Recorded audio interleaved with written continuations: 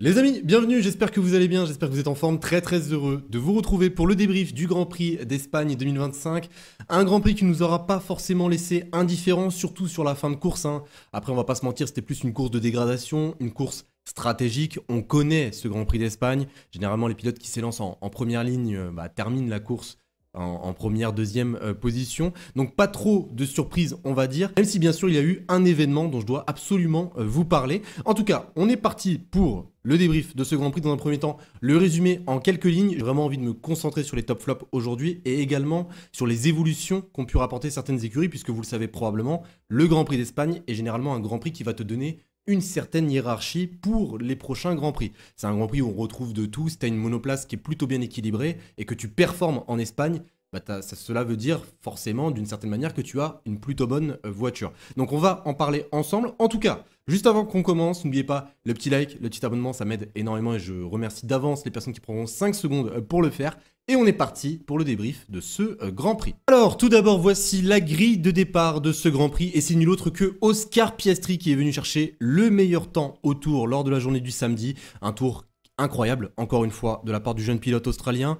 Il devance son coéquipier Lando Norris, deuxième, suivi par Max Verstappen, troisième. On pouvait forcément s'attendre à certaines étincelles lors du départ. Et ça a été le cas, puisque Norris, comme l'année dernière, va se faire manger par Max Verstappen dès le premier virage. Bon départ également des Ferrari qui remontent à la P4 et à la P5 devant les Mercedes. À partir de ce moment-là, on avait une course de gestion. Voilà, c'était une course de dégradation. Les pilotes essayaient tant bien que mal de gérer les pneus. On était en train d'établir les stratégies, 2 arrêts, 3 arrêts pour certains pilotes. La plupart des pilotes se sont élancés en pneus tendres, donc logiquement, la plupart des pilotes vont également chausser les pneus médiums pour le premier arrêt. On avance d'environ 15 tours et au niveau du classement, on peut voir que Max Verstappen est en tête. C'est tout à fait normal puisque Max Verstappen est en pneu tendre. Il est sur une stratégie ultra agressive, ce qui explique qu'il est toujours en première position. Mais à partir de ce moment-là, on se demandait tous si Max Verstappen allait s'arrêter une deuxième fois pour aller au bout ou une troisième fois, et vu son rythme, ça partait plus vers le troisième arrêt. Donc au 30e tour, il va rentrer au stand, il va avoir un grip phénoménal, ce qui va lui permettre de dépasser Charles Leclerc pour la troisième position. Les écarts vont énormément se stabiliser, même après 20 tours. Au 50e tour de course, on peut voir que Piastri, Norris et Verstappen se tiennent en 5 secondes, mais il y aura encore une fois un événement qui va venir chambouler ce Grand Prix. Au 55e tour de course, l'abandon d'Andrea Kimi Antonelli va permettre à la safety car de sortir. Donc safety car, la plupart des pilotes vont entrer au stand, enfin du moins les leaders, on parle de Piastri, Norris, Verstappen, Russell, Hamilton, Leclerc, Gasly, Hadjar, tous les pilotes vont en profiter pour entrer au stand. D'ailleurs Verstappen va être un petit peu surpris par le choix de pneus de la part de Red Bull, puisque Red Bull va décider de lui mettre les hard. Un choix assez incompréhensible, vous allez me dire, mais c'est un choix qui est tout à fait normal, puisqu'il n'y avait que les hard de disponibles pour Max Verstappen à ce moment-là. Et vous allez pouvoir constater que sur le restart, ça va le mettre en très grosse difficulté puisqu'il va glisser et donc perdre une position sur Charles Leclerc. Arrivé au premier virage, il va être encore une fois en grande difficulté. Il va passer par l'échappatoire et il va tout de même rester devant George Russell. George Russell qui le poussait énormément pour pouvoir le dépasser. Mais l'événement de cette fin de course, ça va être la collision entre Max Verstappen et George Russell, puisque oui, on va demander à Max Verstappen de laisser passer George Russell, de laisser George Russell récupérer la position. Et le pilote Red Bull va tout simplement rentrer dans la Mercedes. Et oui, voilà. Donc une manœuvre assez bizarre, je vous en parlerai juste après. Mais une manœuvre qui va lui coûter très cher, puisque Max Verstappen va prendre 10 secondes de pénalité. Et donc retomber à la 10e position. Mais au bout, les amis, de ces 66 tours aujourd'hui, en Espagne, victoire d'Oscar Piastri qui s'impose devant son coéquipier Lando Norris, suivi par Charles Leclerc qui récupère le podium. Donc on est parti les amis pour les top flops de ce Grand Prix. Premier top et sans aucune hésitation bien sûr, puisqu'il répond à Lando Norris, enfin du moins il répond à la victoire de Lando Norris à Monaco. Oscar Piastri qui vient remporter ce Grand Prix de Barcelone. Donc Oscar Piastri, course de patron encore une fois, week-end de patron. Il va chercher le meilleur temps lors de la journée de qualif et un meilleur temps avec une certaine marge avec son coéquipier. Il était intouchable en qualification. Et là en course, il vient gagner ce Grand Prix sans trop de difficultés. Il prend un très bon départ. La stratégie était au rendez-vous, il part en tendre, il s'arrête au 23e tour pour les médiums, au 50e tour pour les tendre, puis ensuite lors de la safety car, encore une fois pour les tendre. Il ne se loupe pas lors du restart et il va venir gagner ce Grand Prix avec une certaine marge face à son coéquipier. Donc course phénoménale d'Oscar Piastri. Il est encore une fois en train de montrer que c'est l'un des grands favoris pour le titre jusqu'à la fin de cette saison. C'est un pilote extrêmement talentueux, il l'a prouvé encore une fois. Si je peux revenir tout de même sur la McLaren, sur la voiture en elle-même, puisque oui, Oscar Piastri certes est parti chercher cette performance, mais il est parti la chercher également grâce à sa voiture, puisque la McLaren, ce week-end, était hors catégorie. Il faut vraiment se rendre compte de la force que peut avoir cette MCL 39 sur certains aspects, surtout sur la dégradation pneumatique. Barcelone est un circuit qui dégrade les pneus. Il dégrade énormément les pneus. Et la plus grosse force de McLaren, c'est bien évidemment la gestion pneumatique, la gestion thermique du pneu. Et ça s'est vu dès le premier relais. Où Max Verstappen, après 10 tours, était en grande difficulté, les McLaren ont pu largement allonger le relais. Max Verstappen s'arrête au 14e tour, les McLaren au 22e, 23e tour. Même avant les arrêts au stand, on pourra voir Lando Norris dépasser Max Verstappen dès le 13e tour. Et Max Verstappen ne va même pas défendre, puisque même lui est au courant du décalage au niveau de la dégradation entre les deux monoplaces. Donc là, je pense qu'on s'est peut-être un petit peu trop focalisé sur la TD18 et qu'on en a peut-être oublié les qualités de cette McLaren. De toute façon, je vous le disais lors de la preview, c'était pas forcément une prédiction de malade, mais je savais que McLaren allait être favori, dû aux caractéristiques du circuit, dû à la dégradation pneumatique. On pouvait avoir certains doutes au niveau de la performance. Est-ce que la performance allait changer dû à la TD 018 qui allait avoir un impact sur les ailerons avant, qui allait rajouter beaucoup plus de rigidité? Et d'ailleurs, on a pu le constater, McLaren avait un aileron avant qui était bien plus rigide, qui ne bougeait même plus dans les lignes droites. Et ça n'a strictement rien changé. On verra ce qui se passera bien sûr dans les prochains Grands Prix. C'est déjà un énorme soulagement pour McLaren. Et McLaren est bel et bien et toujours la première force du plateau. Et ça, sans aucun doute. Donc je vais mettre bien sûr Oscar Piastri dans les tops. Je vais également mettre Lando Norris dans les tops. Même s'il ne prend pas le meilleur des départs, il rattrape tout de même sa position sur Max Verstappen. Au niveau stratégique, bon, il ne pouvait pas faire grand chose. Il a la même voiture que son coéquipier. Et même son coéquipier était tout de même plus rapide que lui lors du week-end. C'était un peu ce qui s'était passé pour Norris à Monaco. À Monaco, Norris était plus rapide. Là, c'était Piastri. En tout cas, McLaren dans les tops sans aucune hésitation possible. On passe directement au prochain top. Je vais bien sûr mettre Ferrari et deuxième podium d'affilée pour Charles Leclerc. Très très belle performance du pilote monégasque. Si je vous parle de la stratégie de Ferrari, puisque oui, c'était à peu près similaire pour les deux pilotes, même si bien sûr il y a eu quelques différences. Donc déjà sur le deuxième arrêt, il y a une différence pneumatique entre les deux pilotes. Hamilton va devoir gérer au mieux ses pneus tendres, mais il va subir une énorme dégradation, alors que Leclerc, lui, sera en pneu médium, ce qui va lui permettre de plutôt bien patienter jusqu'à la safety car. Donc, il y avait une stratégie décalée pour les deux pilotes, et la stratégie était énormément portée sur les Mercedes, puisque oui, le plus gros adversaire de Ferrari ce week-end, c'était Mercedes. Il n'était pas forcément envisageable de voir Charles Leclerc sur le podium, vu qu'il y avait Max Verstappen devant lui. Mais ce qui va totalement changer la course du pilote monégasque, c'est encore une fois la safety car, puisque Max Verstappen va devoir rentrer pour les durs, puisqu'il ne lui restait que les durs. Il va partir à la faute lors du restart, ce qui va permettre à Charles Leclerc de dépasser Max Verstappen et donc de se hisser sur le podium. J'ai bien aimé la course de Ferrari, je trouve qu'ils étaient sur une bonne stratégie, surtout face à Mercedes. Je trouve également que certains choix qui ont été faits tout au long du week-end ont énormément aidé les pilotes, surtout le choix pneumatique, puisque Charles Leclerc n'avait fait qu'un seul tour en Q3, ce qui lui a permis d'économiser un train de pneus tendres, ce qui l'a plutôt bien aidé pour aller dépasser Max Verstappen et surtout pour terminer cette course en troisième position. À part l'aspect stratégique, bien sûr, il faut qu'on parle également de cet SF25. Cet SF25 a pu profiter d'un nouvel aileron avant, donc un aileron avant qui a été repensé, revisité pour être en règle vis-à-vis de la TD018. Et Ferrari a pu rapporter un aileron arrière également spécifique au tracé, avec beaucoup plus de charge, ce qui est assez logique pour essayer de stabiliser au maximum le train arrière de la monoplace. Je tiens tout de même à féliciter le podium de Charles Leclerc, mais moi ce qui m'a un petit peu gêné, c'est la performance de Lewis Hamilton. Lewis Hamilton, même en fin de course, qui se fait dépasser par une Sauber. C'est pas tous les jours qu'on peut voir ça, mais c'est vrai que quand tu regardes Lewis Hamilton, tu as l'impression que la voiture ne tient pas.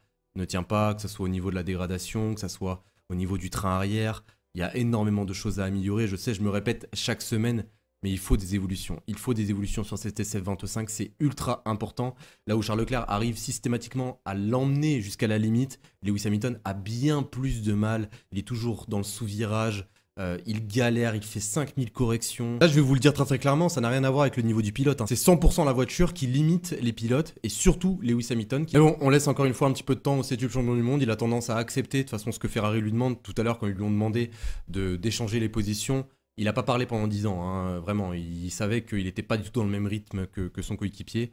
Mais il reviendra à un moment donné. Il faut juste que Ferrari réussisse à gérer ce train arrière qui est tout bonnement catastrophique, encore une fois. Donc je vais logiquement mettre Ferrari dans les tops, et par-dessus tout, mis à part bien sûr l'aspect stratégique, l'aspect des pilotes, Ferrari vient tout juste de dépasser Mercedes au classement constructeur. Donc ils sont désormais deuxième derrière McLaren. On s'y attendait pas vraiment depuis ce début de saison, ce qui prouve également que malgré la mauvaise monoplace, enfin entre guillemets une monoplace un petit peu limitée, eh bien les pilotes sont véritablement dans le coup. Et rien que pour cela, on peut les féliciter sur leur régularité. Prochain top, et ça me fait extrêmement plaisir d'enfin le mettre dans les tops, puisque c'est un pilote que j'affectionne énormément. Je parle bien sûr de Nico Hülkenberg et de sa 5e position. C'est exceptionnel, un résultat incroyable, 10 points marqués aujourd'hui pour Sauber, pour Stake. Donc magnifique résultat, Nico Hülkenberg il a été phénoménal, avec une voiture qui a eu certaines évolutions ce week-end, même beaucoup d'évolutions, puisque le plancher a totalement changé, que ce soit sur les côtés, que ce soit en dessous, que ce soit au niveau du diffuseur, pour un meilleur appui aérodynamique. Il y a un nouveau capot moteur qui a été introduit, sûrement pour un meilleur refroidissement. J'ai l'impression que ça a plutôt bien fonctionné ce week-end. Bien sûr, il va falloir attendre les prochains Grands Prix pour avoir, entre guillemets, la confirmation. Mais encore une fois, félicitations à Nico Hülkenberg, 10 points pris. Ça permet à son écurie de revenir à la 8e place au constructeur. Ça permet à Stake de dépasser Alpine et de revenir au même nombre de points qu'Aston Martin. C'est juste dingue. Donc, encore une fois, bien joué à eux et je suis très heureux de les mettre dans les tops. On continue avec les prochains tops très rapidement, mais il faut bien sûr que je vous en parle parce que ces pilotes m'impressionnent depuis certains Grands Prix. Déjà Isack Hadjar, mais vraiment il va se retrouver dans la Red Bull plus tôt que prévu, ce garçon. Racing Bulls n'a pas rapporté énormément d'évolutions, c'était plus des évolutions qui touchaient l'aileron avant, le nez de la monoplace, mais ça a l'air de plutôt bien fonctionner. En termes stratégiques, Hadjar était sur la même stratégie que les Ferrari, que les Mercedes. C'est d'ailleurs cette stratégie qui a fait la différence par rapport à Pierre Gasly. Pierre Gasly, lui, qui était exactement sur la même stratégie que Max Verstappen, donc tendre, médium et tendre pour finir ce Grand Prix. Mais il termine également dans les points. Donc, si je vous parle des évolutions d'Alpine, il y en a eu deux spécifiques sur le fond plat de la monoplace pour améliorer la charge. Des changements qui sont visibles surtout sur les bords du fond plat pour encore plus d'appui aérodynamique et surtout un meilleur flux d'air autour de la monoplace. Les évolutions ont l'air d'avoir eu un certain impact, surtout en qualification. On sent tout de même que la Alpine a du mal en rythme de course. Elle souffre à peu près du même problème que la Ferrari, avec là c'est plus au niveau du train avant qui est instable, je trouve. Mais mis à part cela, très bon résultat, que ce soit de la part d'Isack Hadjar, de la part de Pierre Gasly, également de Fernando Alonso. Aston Martin n'a rapporté qu'une seule évolution. Bon, ce n'est même pas une évolution, c'est juste le nouvel aileron avant, puisque Aston Martin était également l'une des écuries les plus flexibles. On ne sait pas encore quel sera l'impact de cet aileron avant sur les performances de cet Aston Martin. Aston Martin, je les trouve bien meilleurs en qualification. Malheureusement, ils ont du mal à concrétiser en course. C'est exactement le même problème que pour Alpine. À la base, Fernando était en dehors des points, ce qui lui a un petit peu sauvé sa course, entre guillemets. C'est que Lawson ne s'est pas arrêté. Lawson était dans le top 10, mais lors de la safety car, Lawson ne s'est pas arrêté. Et donc, il n'a pas pu tenir face à Fernando Alonso jusqu'à la fin de ce Grand Prix, ce qui a permis à Fernando de remonter dans le top 10. En plus, avec la pénalité de Verstappen, il a pris la 9e position. Donc je les mets tous les trois dans les tops. Très belle performance, que ce soit des deux pilotes français, que ce soit du pilote espagnol chez lui à Barcelone. Donc on perd pas plus de temps et on est parti pour les flops. Alors il y a certains flops, je vais les passer très rapidement. J'en ai 2 en tête. Je pense pas que je vais vous en donner plus que 2. Non, 3, pardon. J'en ai 3 en tête. Il y a 2 écuries et un pilote. Alors déjà, la première écurie, c'est Williams. Williams qui avait rapporté des évolutions. Ce n'était pas le cas la semaine dernière à Monaco ni à Imola. Donc ils viennent tout juste de rapporter des évolutions, donc un nouvel aileron avant et 2 évolutions spécifiques au tracé pour améliorer le refroidissement dû à la chaleur. Williams, performance catastrophique, Alexander Albon qui se loupe au départ, qui sort dans l'échappatoire, qui casse son aileron avant, dû à un contact avec Nico Hülkenberg. Et pareil pour la suite de la course, un autre contact avec Liam Lawson va tout simplement le forcer à abandonner. Du côté de Carlos Sainz, j'ai pas grand chose à vous dire non plus. Ça a été l'un des seuls pilotes avec Gasly et Verstappen à tenter la stratégie à plusieurs arrêts, donc à 3 arrêts. Week-end à oublier pour Williams, mais bon, ça devait bien finir par arriver. Autre écurie dont je dois absolument vous parler, bien sûr, Mercedes. Après un Grand Prix mitigé à Imola, un Grand Prix mitigé à Monaco, c'est encore une fois mitigé en Espagne. Malgré la 4e position de George Russell, je ne suis toujours pas satisfait, véritablement. Mercedes a rapporté beaucoup d'évolutions concernant le refroidissement, concernant l'appui aérodynamique. Il y a eu certains changements qui ont été faits sur le fond plat lors de ce Grand Prix d'Espagne. Mais on a senti que en performance pure, elle était à la hauteur, notamment à la hauteur des Ferrari. On sentait qu'ils étaient à peu près au même niveau ce week-end. Là où Verstappen se battait avec les McLaren, à l'arrière c'était une bataille entre Ferrari et Mercedes. Mais là où je les mets dans les flops, c'est par rapport à la fiabilité. Ça fait 3 semaines que Mercedes est touché par des problèmes de fiabilité. À Imola, Andrea Kimi Antonelli abandonne. À Monaco, George Russell doit abandonner en qualification. Là aujourd'hui, Andrea Kimi Antonelli, dû à un problème de perte de pression d'huile, va devoir abandonner. Sans compter bien sûr les autres écuries motorisées par Mercedes qui ont également connu certains problèmes tels que Aston Martin la semaine dernière avec Fernando Alonso. Il va falloir s'améliorer au niveau de la fiabilité. Je sais que c'est compliqué, je sais que c'est pas forcément quelque chose que tu peux prévoir, quelque chose que tu peux au mieux gérer, mais c'est quelque chose qui fait perdre énormément de points à tes pilotes. Aujourd'hui, il y avait les 2 pilotes Mercedes dans les points. Et c'est vraiment dommage, encore une fois. Voilà, concernant ces 2 écuries, on va terminer directement avec le dernier flop, bien sûr, que je vais mettre Max Verstappen. Je le dis et je le répète depuis plusieurs Grands Prix, j'adore Max Verstappen. Je le dis, voilà, très très clairement. Si vous voulez douter de mon objectivité, doutez si vous voulez de mon objectivité. On ne peut que reconnaître le talent de ce pilote. Par contre, aujourd'hui, et je le dis très clairement, il a fait n'importe quoi. Ce geste en fin de Grand Prix, de laisser passer George Russell et de ensuite venir au contact de la Mercedes, on est proche de l'antisportif là, vraiment, on est proche de l'antisportif et ça aurait pu être bien pire que ce soit pour la Red Bull ou pour la Mercedes. Je dis pas que c'est une grosse collision, mais tout de même ça aurait pu avoir un énorme impact. Il y a eu 3 étapes avant d'en arriver là. 3 étapes qui ont systématiquement augmenté la frustration de Max Verstappen et on va les voir ensemble. Puisque Max n'est pas forcément fautif sur tout ce qui s'est passé lors du restart. Déjà, la première action que j'ai envie de mettre en évidence, là pour le coup, Max est à 100% fautif. Est-ce que c'est vraiment de sa faute? Je ne sais pas. L'écurie n'avait que des hards en stock. On sait que c'est difficile pour les chauffer. Il part à la faute, il monte sur le vibreur, il part à la faute. Déjà, donc son restart est totalement loupé. Charles Leclerc, qui est juste derrière avec des pneus tendres, n'attend que ça, de pouvoir essayer de tenter de dépasser la Red Bull. Il sait très bien que, Charles sait très bien qu'il n'a pas forcément les performances pour la dépasser à la régulière. C'est peut-être sa seule occasion. Je me mets à la place de Charles, j'aurais fait exactement pareil. Là, Max Verstappen est une proie à ce moment-là. Mais là où Max n'est pas fautif, c'est sur cette action. Quand Leclerc dépasse Max Verstappen. Là, on est sur la première étape. Quand Leclerc dépasse Max Verstappen, je vous invite à aller revoir ce dépassement avec cette caméra. Malheureusement, je ne peux pas vous le montrer pour des droits d'auteur. Mais Max ne change à aucun moment de trajectoire. Alors que Charles va venir se déporter sur la gauche. Ce qui va toucher la Red Bull. C'est pas Max Verstappen qui touche la Ferrari. C'est Leclerc qui touche la Red Bull. J'en veux pas forcément à Charles. Ce sont des choses qui arrivent.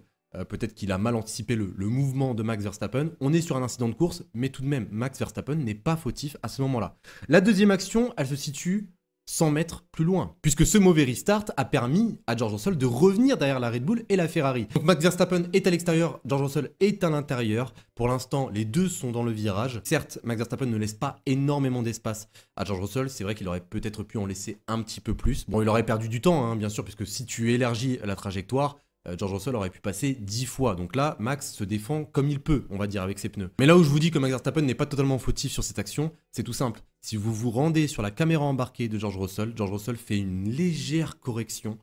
Il part vers du sous-virage, il fait une légère correction. Et c'est pour cela qu'il y a un contact entre les deux. Et c'est pour cela que Max Verstappen doit passer par l'échappatoire. Maintenant, on en arrive à la troisième action, et c'est là où il y a eu, encore une fois, une certaine polémique, en plus entre deux pilotes qui ne s'apprécient pas énormément, ça va raviver la flamme de leur rivalité. C'est quand on a demandé à Max Verstappen, et ça c'est une erreur de Red Bull, on a demandé à Max Verstappen de laisser passer George Russell. Voilà, on a demandé à Max Verstappen de laisser passer George Russell. Red Bull avait peur que Max puisse se prendre une pénalité, je ne sais pas comment ils ont analysé la situation, peut-être que ça a été un petit peu trop vite, mais pour moi Max Verstappen n'avait probablement pas à rendre la position. Et du coup, là, on a un Max Verstappen qui est ultra frustré, il décide de laisser passer George Russell, et on en arrive à cette fameuse action où Max Verstappen va rentrer littéralement dans la Mercedes, puisque oui, il lui rentre dedans.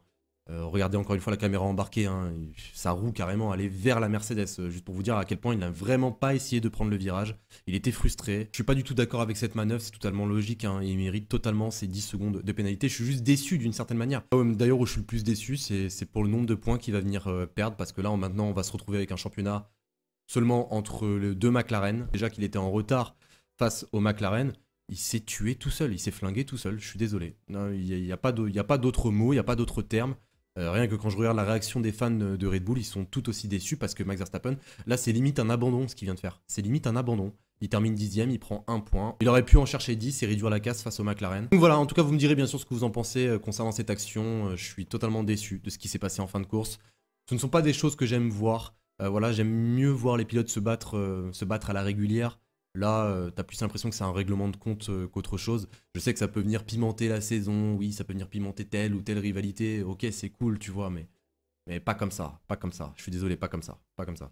Donc Max Verstappen dans les flops sans aucune hésitation. En tout cas, vous bien sûr, vous me direz ce que vous en pensez. Sur ce, les amis, on en a terminé pour le débrief de ce Grand Prix. J'espère vraiment qu'il vous aura plu. Si c'est le cas, n'oubliez pas de laisser un petit like, un petit abonnement. Ça m'aide énormément à faire grandir cette chaîne YouTube. Sur ce, les amis, eh bien, je vous souhaite une excellente journée, une excellente soirée. Passez une très très bonne semaine et je vous dis à la prochaine. Salut tout le monde.